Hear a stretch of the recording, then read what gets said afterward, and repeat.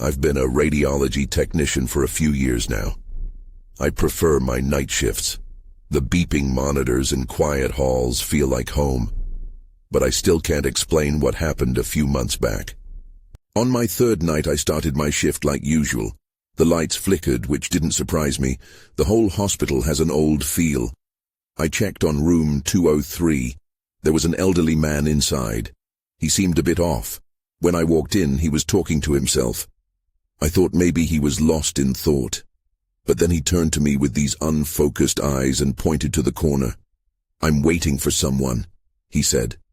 I felt a chill run down my spine, but I brushed it off. Old age can play tricks on the mind. The next night was pretty normal. I didn't see the man. I spent most of my shift going through scans. But that strange chill returned, even though the temperature was fine. I shook it off. Late nights often made me feel a bit jumpy. At one point, I heard faint giggles coming from the waiting area, but I assumed it was just my imagination. On my third night, I passed room 203 again. The old man was back, still talking. This time, though, the air felt heavy. I felt like someone or something was watching me. I glanced at the corner he always pointed at. Nothing, just the wall. I wished I could dismiss it, but unease bubbled in my stomach. The machines quietly hummed around me, but the feeling wouldn't leave. As my shift ended, the lights flickered again. It wasn't just the hallway lights. They flickered in the break room, too. I walked in to grab some coffee. When I turned the cup in my hands, I heard that giggle again. It was louder this time and right behind me. I spun around, but no one was there. My heart raced and I scanned the room. I looked outside the door, but the hall was empty. Later that week, I returned to room 203. I found out the old man had passed away. I felt sad, but also oddly relieved. I thought maybe I wouldn't feel so uneasy anymore. I finished my reports, but as I walked away, I heard his voice. "Clear as day," he said. "I'm still waiting." I froze. I turned around, but just like before, the corner was empty. Now I still work nights at that hospital. I blink hard and try to laugh it off, but those experiences weigh heavily on my mind. I want to convince myself I imagined things, but a part of me knows better. The chill is still there, hidden behind the routine. Every time I walk past that room, I feel it, and now every night I wonder, what was he waiting for? What if it wasn't just in my head? Something still feels very wrong. That night, I walked into the hospital with my usual apprehension. The flickering lights greeted me like an unwelcome friend. As I made my way to the break room, the chill returned, creeping down my spine. I knew I'd have to pass room 203 again, and my heart raced at the thought. I took a deep breath and steeled myself. Maybe if I walked past quickly, I could make it without feeling that weight. But as I approached, the familiar feeling washed over me. Eyes on my back, that prickling discomfort. I hesitated, glanced into the room, and the old man's empty bed stared back. I felt betrayed by my senses. Why was I still afraid? I tried to focus on my work. I shuffled through scans and reports, but I struggled to shake the feeling. Every sound echoed in the quiet halls. I could have sworn I heard whispers. It was unsettling. I looked at the clock. Midnight. That's when it happened. The lights flickered again and then dimmed. Instinctively, I reached for my phone, hoping the glow would chase away the shadows. I heard it. A soft giggle coming from the waiting area. My chest tightened. It was that same laugh from before. Part of me wanted to dismiss it, but curiosity tugged at me. I stood, left my station, and walked toward the sound. As I stepped into the waiting area, it was empty. Just rows of uncomfortable chairs and a coffee table covered in outdated magazines. I scanned every corner. My breath steadied, and I felt silly. There was nothing there. Just me and the unsettling silence. But then it happened. A door creaked open farther down the corridor. The sound drew me in. It was room 207. I recognized it, but I had no reason to go there. Still, I found myself moving forward against my better judgment. Was I truly alone? I peered inside. The room was vacant, but my gaze fell on the window. The curtain rippled as if disturbed by an unseen hand. Just then, I felt the chill again. It swept through the room. I stepped back, suddenly afraid. I needed to flee, but my feet felt glued to the floor. "Don't go," a voice whispered, low and creaky. It was haunting, echoing the old man's words. I spun around, my heart pounding. I wanted to tell myself it was the wind, that I imagined it, but the tone was too familiar. It was thick with longing, a desperate plea. "Who are you waiting for?" I called out, my voice shaking. Silence followed, and slowly I backed away. In an instant, the lights flickered again, and I darted out of room 207, moving faster than I thought possible. I didn't stop until I reached the break room. I closed the door and leaned against it, breathing hard. Then everything went dark. Panic surged as I fumbled for my phone. The darkness pressed in, suffocating. I flicked on the light, the beam cutting through the gloom. My breath caught in my throat when I turned back toward the door. I felt like someone was watching. That's when I saw it. A faint outline by the window, shrouded in shadows. "I'm still waiting," it echoed. The words sent ice coursing through my veins. I turned to run, heart racing. I needed answers, but whatever was happening was more than I could grasp. Something was in that hospital with me, and it was time I uncovered the truth. I stumbled back into the break room, pressing my back against the door. My heart raced, pounding against my ribs. The outline, whatever it was, felt so close. I closed my eyes, fighting the image that lingered in my mind. I could still hear the whisper, the waiting. I took a moment to gather myself. My phone buzzed in my hand, startling me. I glanced at the screen, a text from my colleague, Lydia. "Are you okay?" I heard something strange from the hall. How could she possibly know? A cold sweat trickled down my back. I typed back quickly, "Just the usual sounds, I'll be fine." I needed to keep my composure. But as I hit send, a flicker of doubt jetted through me. Was it truly the usual sounds? The break room felt suffocating now. I needed to move, to do something. I stepped out cautiously, the silence wrapping around me like a heavy blanket. I made my way back to the nurse's station to review patient charts, hoping to submerge myself in banalities, but the feeling of being watched returned. It hung around me like a shadow, urging me to look over my shoulder. I tried to concentrate, but my eyes kept straying toward the far end of the corridor. Room 203. The thought of going near it set my nerves on fire. I glanced at the clock again. It was 12:30 a.m. I took a deep breath and decided I had to face this. Whatever it was, I wouldn't let it control me. I steeled my resolve and walked toward room 203. Each step felt heavier, the air thickening with my apprehension. The door loomed ahead, cracked open just a sliver. Hesitating at the threshold, I leaned in. The bed was still empty, hospital sheets stark and white against the shadows. It was unnaturally cold. I shivered as I stepped inside. That's when I noticed something on the nightstand. A scrap of paper partially hidden beneath the edge. I felt a rush of adrenaline. Had someone been here? I crossed the room swiftly and snatched it up. "Will you help me?" It read, but in an unfamiliar, shaky handwriting.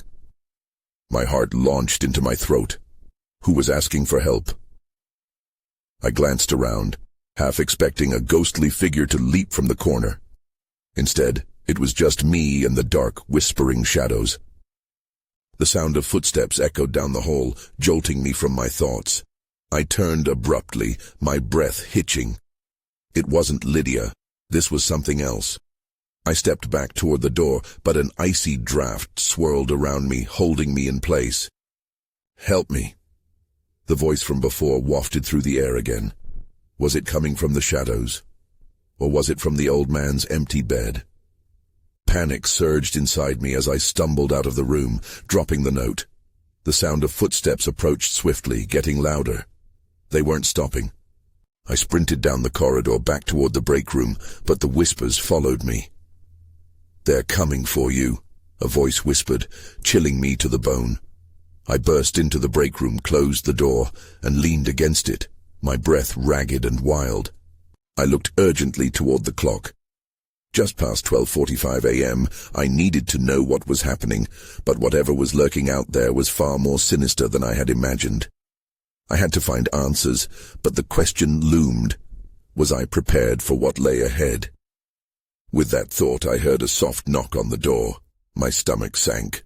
I held my breath, wondering who or what was about to enter. I pressed my back against the door, a thin layer of sweat coating my palms. The knock came again, gentle yet insistent. I felt anchored in place, as if the very air around me was weighing me down. "Lydia," I called, voice trembling. It wasn't like her to creep up on me like this. No answer. The knock came again, louder this time, echoing in the small break room. I inhaled shakily and braced myself against the door handle. Chills ran along my spine. I was tempted to peek through the small window, but something held me back. I was afraid of what I might see. My heart raced. What if it was the outline I had seen before? What if it was the voice, the one pleading for help? "Hello?" I tried again, this time louder. Silence answered me, stretching thin and taut like a tightrope. Then, in the stillness, a frantic thought flashed through my mind. What if it wasn't Lydia at all? With a shaky hand, I reached for the door. My fingers brushed against the cool metal of the handle, and I hesitated. Then a sudden crash from the hallway shattered the stillness. I jumped back, adrenaline flooding my veins. I knew I had to see what was going on. I couldn't stay hidden forever. I turned the handle and pulled the door open, just a crack. My breath caught when I saw a shadow dart past. It moved quickly, but not fast enough to be just the wind. I stepped out, adrenaline propelling me forward. The hallway loomed ahead, dimly lit by flickering fluorescent lights. I scoured the area, searching for anything that could explain the noise. My pulse raced as I tried to push down the confusion and fear. That's when I saw it. A figure at the far end of the corridor, hunched and shrouded in darkness. My instincts screamed at me to run back, but curiosity pulled me closer. I moved stealthily, each step taken with caution. The figure straightened slightly, revealing the outline of a woman in a hospital gown. Her hair fell in disheveled strands around her face. "Help," she whispered, her voice barely carrying across the distance. It felt unreal, an apparition. I blinked, hoping my eyes would clear the illusion. I called out, "Are you okay?" But my voice sounded shrill and strained in the deserted hall. She didn't respond. Instead, she pointed toward room 203, the very room which had set my heart racing earlier. The fear that had gripped me turned to something deeper, an unshakable dread. Without thinking, I took a step closer. "I'll help you," I said, more to reassure myself than her. But as I did, a sudden darkness enveloped the hallway. The lights flickered and died. My breath quickened. "No, no," I muttered, heart thudding painfully in my chest. I stood still, feeling my stomach turn. It was pitch black, and I had lost sight of her. No sounds echoed around me, only silence pressed down, strenuous and heavy. Then, out of the stillness came that whisper again. "Help me." It resonated, filling the empty air. The urgency in her tone was unmistakable. With trembling hands, I reached for my phone, desperate for light, but it was no good. I could barely see my own fingers. I was alone.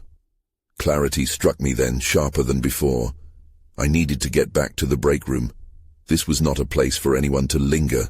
I spun around, ready to retreat, but halted. The door to room 203 stood ajar, a sliver of darkness seeping out.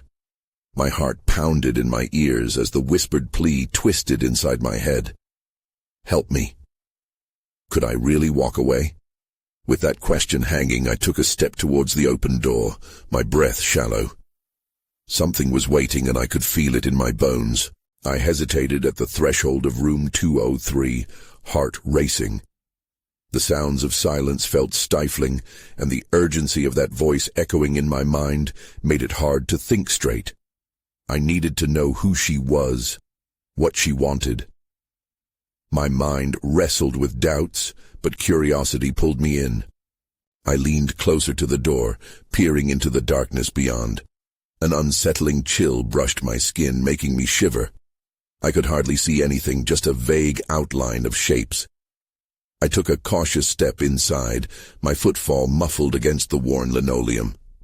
The air was thick, heavy with an unsettling energy. "Hello?" I called, my voice cracking. "Is anyone here?"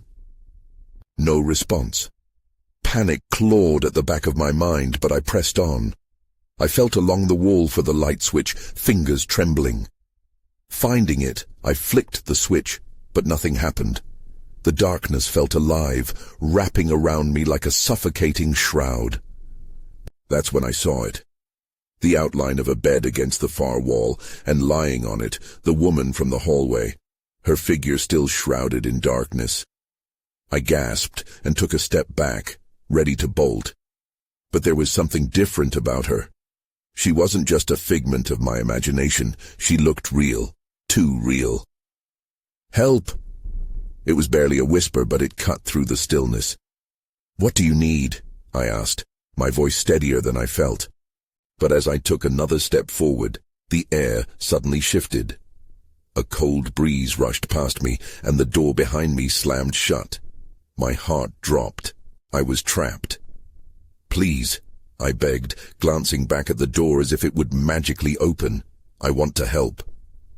A faint rustling drew my attention back to the bed. The outline of the woman shifted, and she sat up abruptly, her features still obscured. "You're here for a reason," she spoke, her voice stronger now. "You have to find it, before it finds you." I felt a pang of dread. "What are you talking about?" But before she could respond, the flickering fluorescent lights in the hallway returned, casting harsh shadows into the room. I squinted, trying to discern her form. It was a mistake. For a split second I could almost see her face.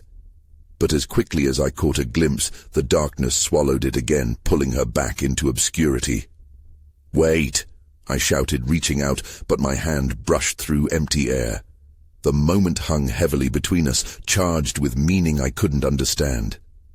Then, without warning, a loud crash resounded from the other side of the room, sending me jumping back against the wall. My breath hitched in my throat. Something was in there with me. I turned to run, heart hammering, but the air felt thick, dragging me down.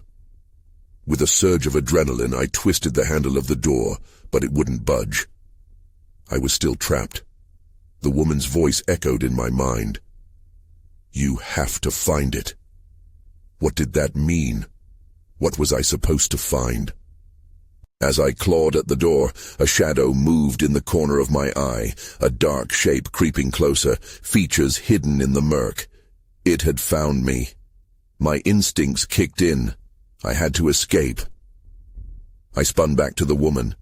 "What do I need to do?" I pleaded. But all I got in return was her haunting stare. In that moment, I understood. The answers lay here, in whatever haunted this room, whatever had been trapped alongside me.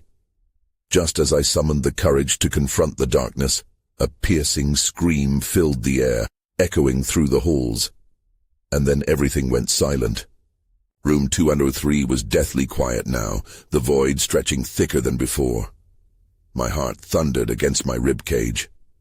I turned my head slowly, every muscle in my body poised to flee. But something deeper held me in place, a primal instinct that keyed me into the shadows. "Help!" The woman breathed again, her voice barely a sound, barely cutting through the thickening silence. I focused on her. Her form remained indistinct, just a silhouette, but the anxiety in my chest was beginning to morph into determination. "Please, where are you?" I choked out. "What do you need me to find?" The air stirred, and with it came a low hum vibrating through the walls. It was almost melodic, yet something felt incredibly wrong. The sound had an unnatural edge to it, something sinister lurking just beneath the surface. The shadow in the corner shifted again. It was closing in. "Do not look away," she murmured, her voice trembling. "It's coming. You have to be ready." I swallowed hard, forcing myself to breathe. Ready for what? The answer hit me like a cold wave, a flicker of motion, a flash of something sharp darting through the dimness.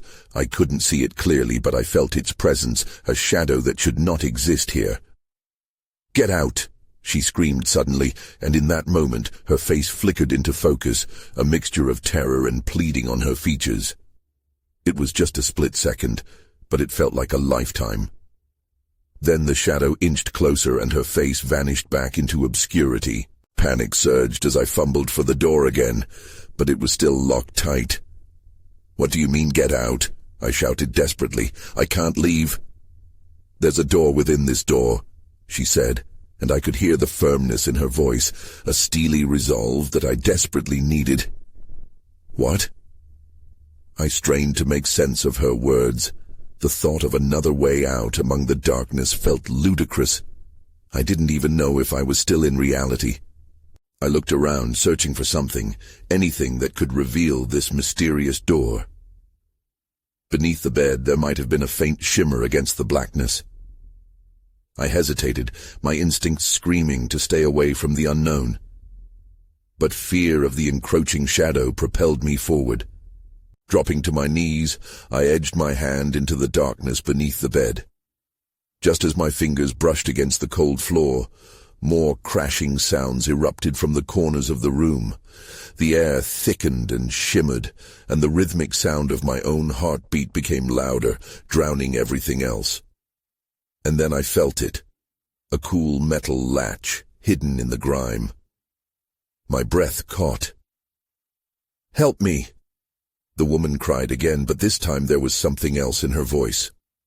Urgency. With a deep breath, I pulled. The latch clicked, and suddenly the wall beneath me gave way to the dark. As I scrambled back, a gust of wind whooshed by, startling me. I looked up just in time to see the shadow breaking the barrier, grasping toward the woman and consuming her figure completely. "I'm sorry," I cried. But it was too late. The moment she vanished, the lights buzzed alive again, revealing the room in stark clarity. Now empty. I gasped, feeling a sudden weight on my chest. Without thinking, I dove at the hidden passage. The darkness loomed at my back, threatening to swallow me whole as I stepped into the unknown.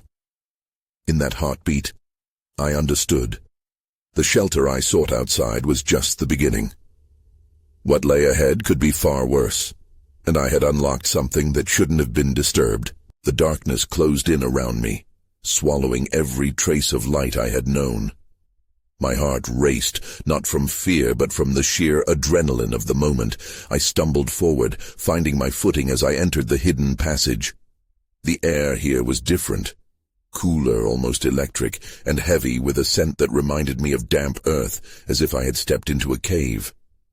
I felt my way along the cold, rough walls, each step heavy with dread. Shadows flickered in the far corners of my mind, darting out of sight just as I tried to focus on them. I forced myself to breathe, to move deeper into the blackness, hoping for some direction, a glimmer of hope. Then I heard it, a low groan reverberating through the narrow tunnel. My pulse quickened. The noise echoed, stirring a forgotten memory, like a half-remembered nightmare. I froze. It was an eerie, almost human sound, but twisted, like a cry for help caught in the throat of a beast. "Hello?" I called, my voice trembling. "Is anyone there?" Silence was my only answer. I continued forward, the sound of my footsteps echoing back at me. Suddenly, the passage opened up into a wider space. I squinted, straining to see anything within the oppressive pitch. That's when I felt it. A cold draft brushed against my cheek, followed by a shiver that crept down my spine. My skin prickled as if someone, or something, was watching me. I swore I could feel eyes on my back, ready to pounce. Just ahead, something glimmered in the gloom. My breath hitched. Slowly I approached it, my curiosity battling against the instinct to flee. As I got closer, my heart sank. It was an old, rust-covered medical cart. There was dust layered thick on the surface, but what caught my attention was the white cloth draped over something underneath. Panic surged again as I reached for the edge of the cloth. A part of me screamed to turn away to forget what lay beneath. But the memory of the woman's voice echoed in my ears. "Please help me." I pulled the cloth back, gasping at what I uncovered. There lay a series of old surgical instruments, some stained dark with what I hoped was just rust, but one caught my eye. A small scalpel, eerily sharp. My fingers hovered over it, the weight of it heavy in my palm. That's when the temperature dropped suddenly. A chill wrapped around my throat, squeezing tight. I spun around, my heart racing, and saw shadows moving at the edge of my vision. They flickered in and out, darting closer, too quick for my eyes to capture. "Leave." The command was a harsh whisper, echoing around me. "Who's there?" I shouted back, my voice cracking. But there was no one, only the shadows closing in, obscuring the edges of my vision. Then I remembered the woman, the shadow claiming her. My chest tightened. "I'm not leaving," I shouted defiantly. "Not without knowing." The shadows recoiled, halting for a split second. It was enough for me to step back, retreating from the instruments and the growing sense of dread filling the air. Just then, a cold, harsh laughter echoed down the tunnel, followed by the sound of something dragging behind it. I turned and ran. The way back was dark, but I knew I had to escape whatever force was pursuing me. With the shadows pushing at my back, I sprinted down the passage, desperate for light, desperate for safety. As I reached for the latch that had led me here, I felt a presence behind me, something that did not belong. "Help me," whispered a familiar voice, sending chills down my spine as the darkness lurked ever closer. I burst through the door into the safety of the hallway, lungs burning as I gasped for air. The oppressive weight of the darkness was replaced by the harsh fluorescent lights overhead, their buzzing sound grounding me momentarily. I pressed my back against the cool wall, trying to catch my breath, but the fear didn't leave. It nestled deeper inside, twisting my stomach. Suddenly the voice behind me came again, clearer now. "Help me."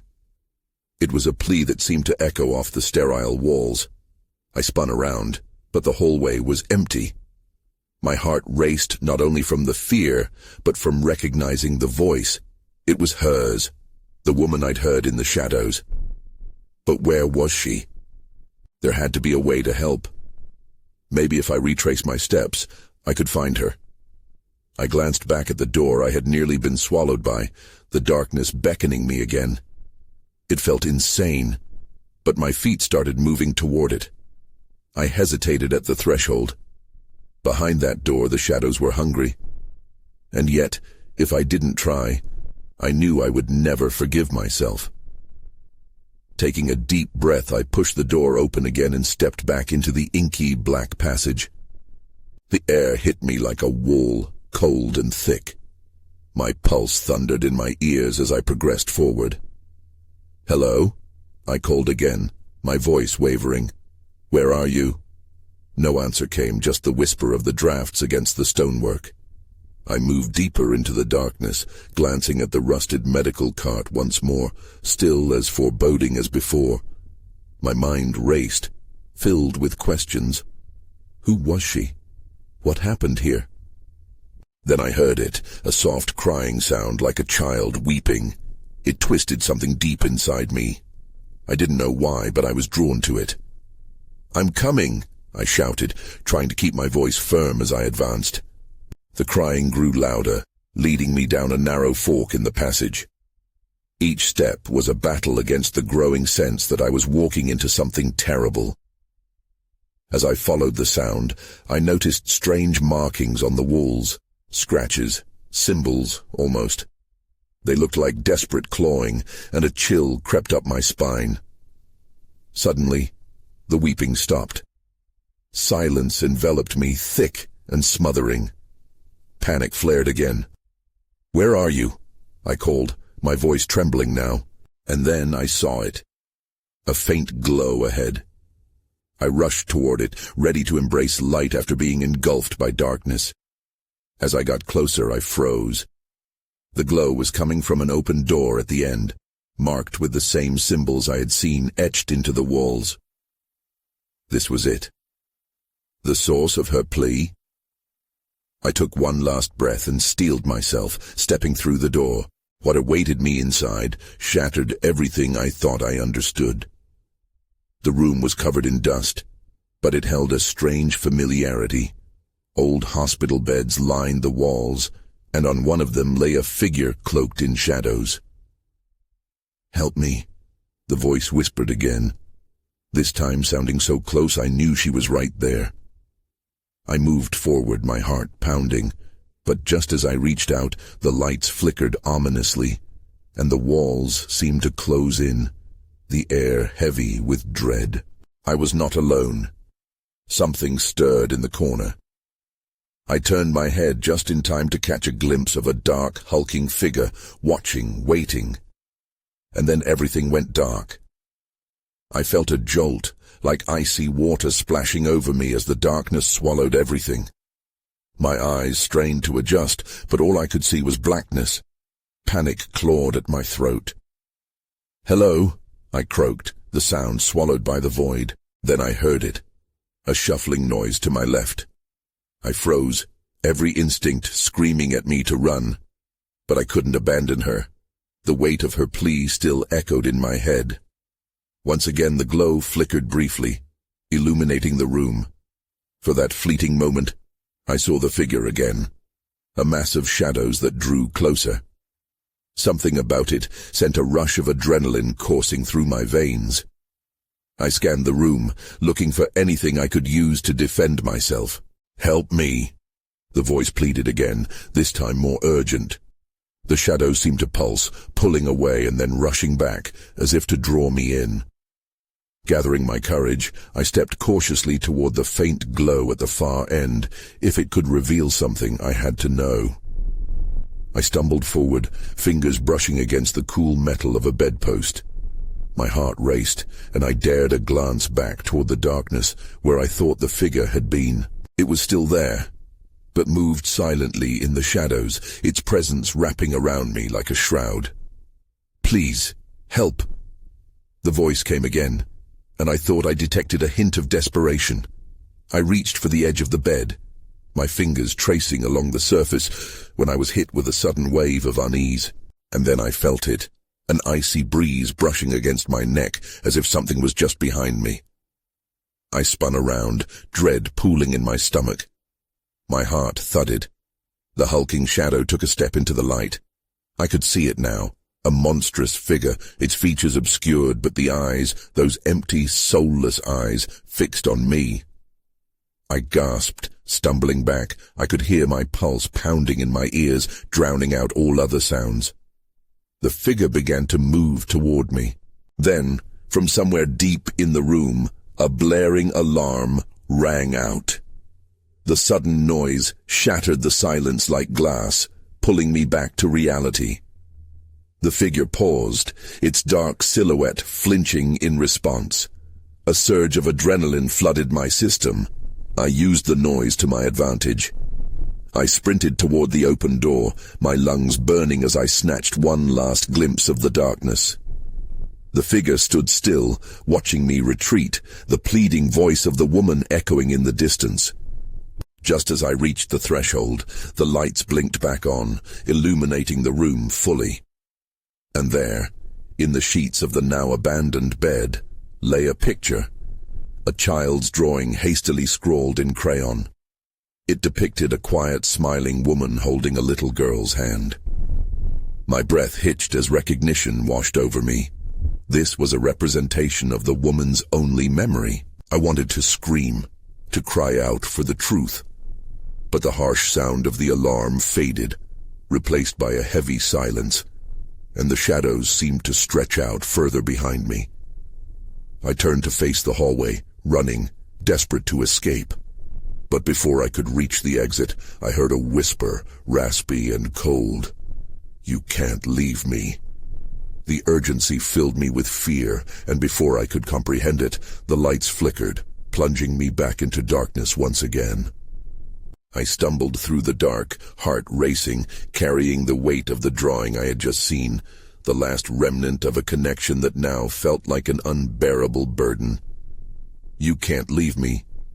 The voice echoed in my head, a haunting reminder of the desperate plea that had drawn me into this nightmare.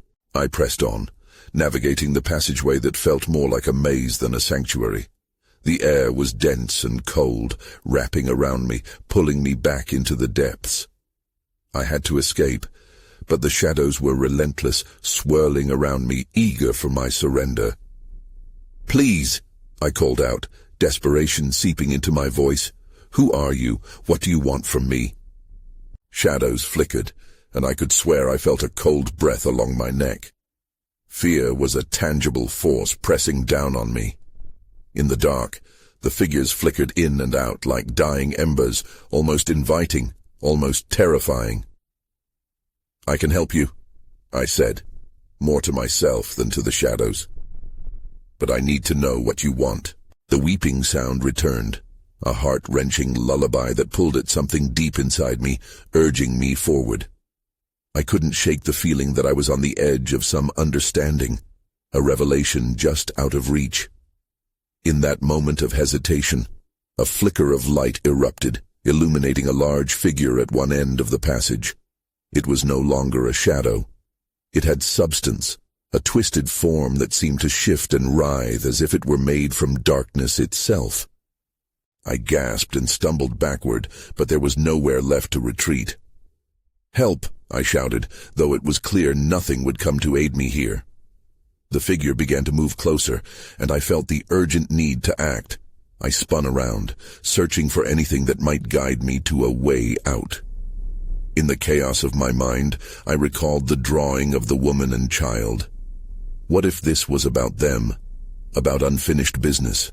What if the whispers and the figure represented a quest for closure?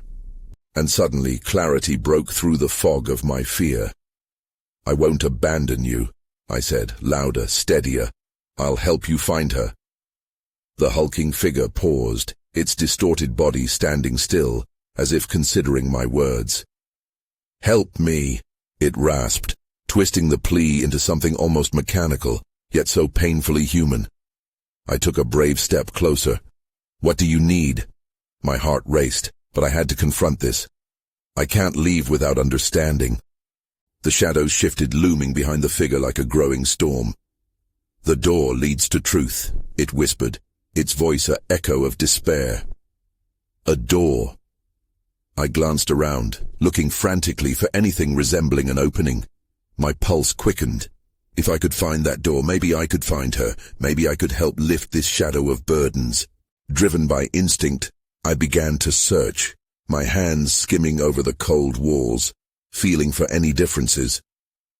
Every surface was rough and unyielding, but just as despair began to wash over me again, I felt a small indentation, like a hidden latch. With trembling fingers, I pressed against the wall. A click resonated in the quiet, shifting the atmosphere around me. The hulking figure drew closer, its voice now a low growl. "You must choose." I didn't hesitate. With a swift motion, I pulled the latch, and a small door swung open before me. Through the crack, a soft light spilled forth, warm and inviting. The figure widened its shadowy eyes, a mix of anger and panic swirling within them. "Don't!" But I stepped inside, plunging into the light. I emerged in what looked like an unoccupied ward, sterile and untouched by time. The air stirred differently here, vibrant and full of life, far removed from the darkness I had just left. But the room held remnants, photographs hung on the walls, children's drawings, cluttered tables, memories frozen in a moment of light. I felt the shadows recede, a rush of warmth enveloping me. A familiar voice echoed in the distance, gentle and soothing. "Thank you." The tears stung my eyes. What did I do? I questioned, overwhelmed. In every image, every child's drawing, there she was, the woman, smiling with the girl whose hand she held. Here was the truth, the bridge to understanding. But the figure from before was still lingering in my mind.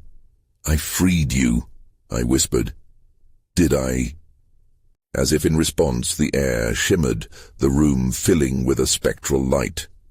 The essence of the woman flickered into view beside the images, gratitude shining in her eyes. "You chose to confront the darkness. That's what I needed." But the shadows still pressed at the edges of the room, their presence an impending weight. I turned back toward the small door from which I had come, still feeling the chilling breath of that other world. "What about you?" I asked, feeling the weight of my choice. Would they be free as well? But the woman only smiled, gaze fixed on the light within the room. "You did what you were meant to." As I took a step toward her, toward the possibilities of the light, the small door behind me swung closed, the shadows lingered just outside. "You must leave," the woman urged softly. My heart ached. "I can't just leave you." "You've done enough," she assured. "Live and remember." And with that I understood.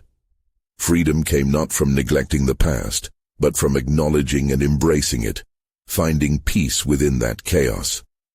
I stepped away from the door, feelings of uncertainty still tugging at me, shadows wavering in the periphery. And as I embraced the light, I glanced back one last time, not entirely certain if I was leaving her behind, or if I had set something free. The shadows whispered still. With a determined breath I stepped forward, knowing that whatever lay ahead would remain a question, both a haunting mystery and a beacon of hope. I wasn't sure what I'd find, but I knew I wouldn't be running from the dark any longer.